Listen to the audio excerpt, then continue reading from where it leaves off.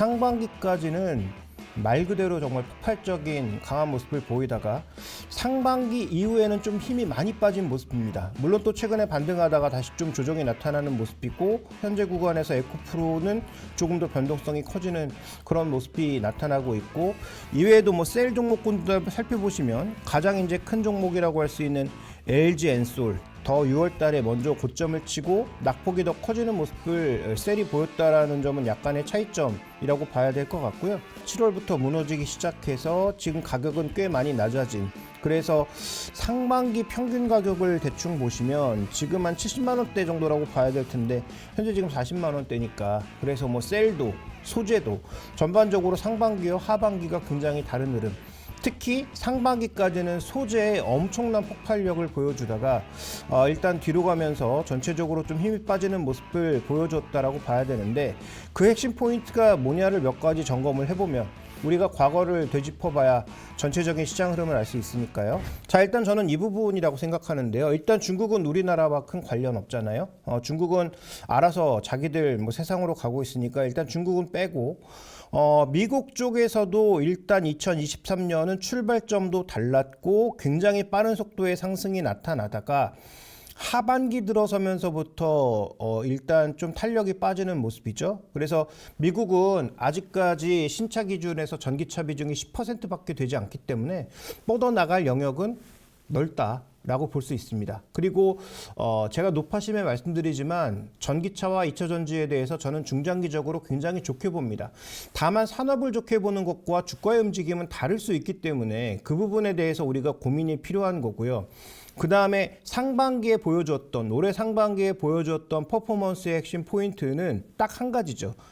소재를 구하지 못해서 너무나도 이제 소재를 원할 정도로 전기차 시장이 폭발하고 있다는 가정하에 2025년 실적까지 끌어와서 이 종목들의 밸류에이션을 어느 정도 정당화시킬 수 있었는데 속도가 예상한 것대로 가지 않는 게 핵심이라는 거죠. 원래 이렇게 쭉 뽑아져 가는 게 우리가 생각했던 핵심 아닙니까? 그런데 이 정도의 속도로 가지 않고 있다는 거고요. 유럽 같은 경우에도 오히려 더 빨리 탄력도가 좀 줄어들고 있는 그런 모습이 나타나고 있다는 점, 이게 최근 조정의 가장 큰 이유라고 봐야 되겠죠.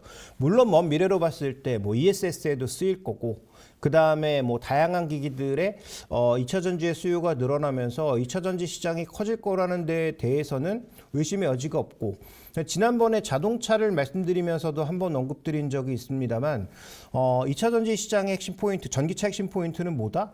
내연기관차를 개발하는, 즉 엔진과 미션을 개발하는 사람들의 조직이 없어지거나 사람들을 줄이고 있다는 게 핵심 포인트라는 거죠. 그럼 미래차는 수소차로 가거나 전기차로 갈 수밖에 없는데, 뭐 수소차는 아시는 것처럼 배터리 팩 가격이 뭐 전기차보다도 너무 비싸고, 그 다음에 뭐 촉매제로 쓰는 백금의 대체제도 뭐 쉽게 못 찾고 있는 그런 상황이다 보니까, 또 수소 자체를 구하는 것에 있어서도 뭐 그레이 수소 같은 거야 쉽게 개질할 수 있습니다만, 뭐 그린 수소 이런 것들의 비용이 아직 높다 보니까, 그 다음에 또 수소를 어떻게 나를 것이냐, 또 수소를 공급하는 그런 주유소 개념의 저장고 자체도 어떻게 운영할 거냐의 여러 가지 문제 때문에 그런 부분들로 인해서 좀 먼 미래라고 본다면, 그럼 전기차로 가는 방향성에 대해서는 누구의 의심도, 추호의 의심도 없다라는 건 전제로 말씀드리는 겁니다.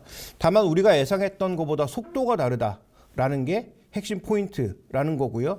그래서 전체 유럽의 전기차, 미국의 전기차, 유럽과 미국의 하이브리드 전기차, 이런 부분들을 살펴봤을 때 아까 그림과 뭐 동일하죠. YOY 증감률, 그러니까 작년 동기와의 증감률이 떨어지고 있는 것과 지금 주가의 맥락을 같이 한다라는 것이 뭘 의미합니까?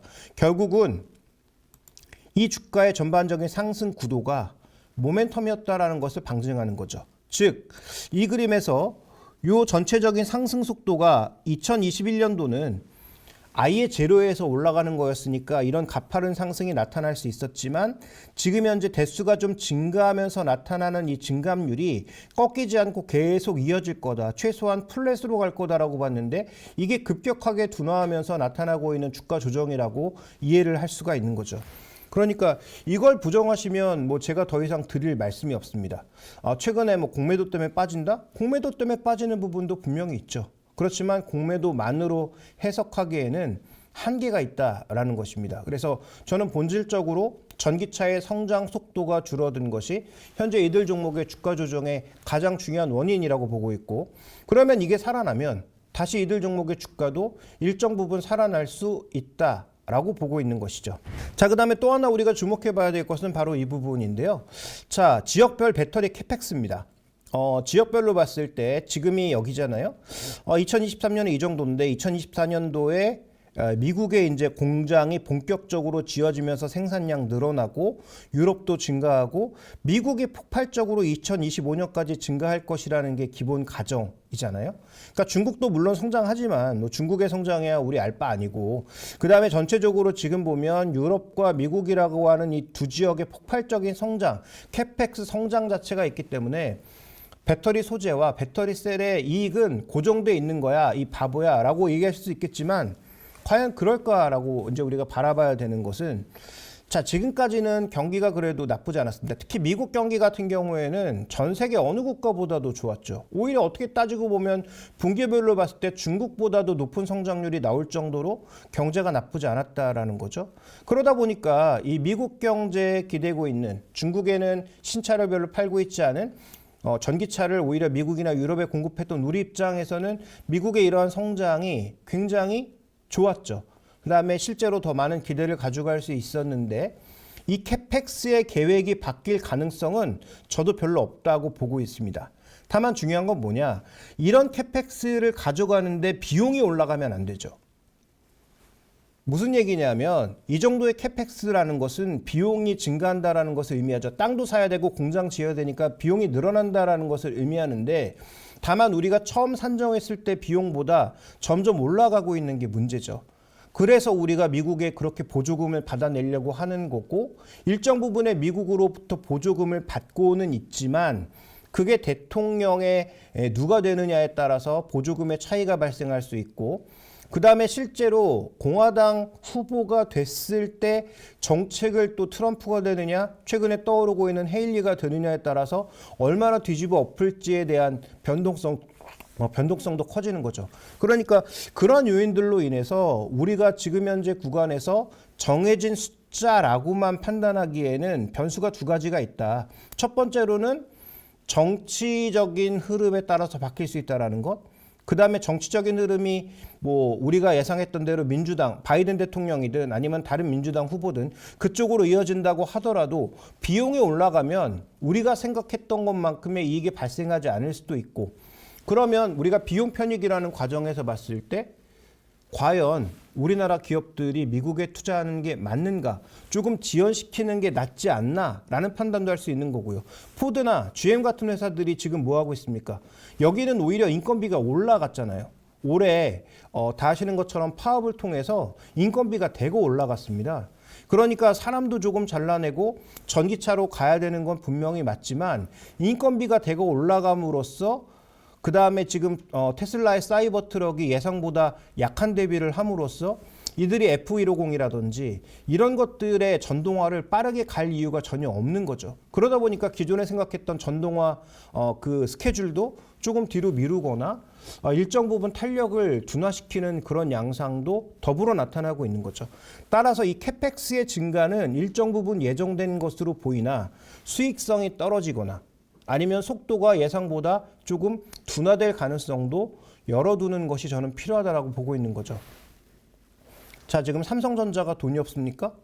미국에다가 공장 지으려면 얼마든지 지을 수 있죠. 테일러에 이미 땅까지 다 마련되어 있는 상황에서 정말로 산만 푸면 되는 그런 상황이거든요. 못하고 있는 이유 딱 한 가지입니다. 아직도 주정부와 미국의 연방정부와 보조금 싸움하고 있는 거거든요. 그러니까 보조금 주지 않을 경우 굳이 비용을 더 많이 들여서 미국에다가 공장을 지을 이유가 장기적으로 보면 분명하지만 기업이 뭐 하는 데입니까? 결국 돈 버는 그런 기업들이거든요. 따라서 돈이 안 되는데 앞으로 미국에다 팔아야 되는 어떤 여러 가지 이유로 인해서 미국에다 공장을 짓는데 여기서 계속 적자가 난다? 그건 굉장히 골치가 아픈 일이죠. 따라서 보조금의 어떤 유지 여부, 그다음에 보조금의 확정 여부 이런 것들이 여전히 변수로 남아 있다면 기업들의 결정도 의사결정도 결국은 미국으로 가겠지만 늦어지거나 할 가능성이 있다라는 거죠. 그래서 이런 불확실성 자체가 지금 주가를 가로막는 가장 큰 벽이다라고 보셔야 될 것 같습니다.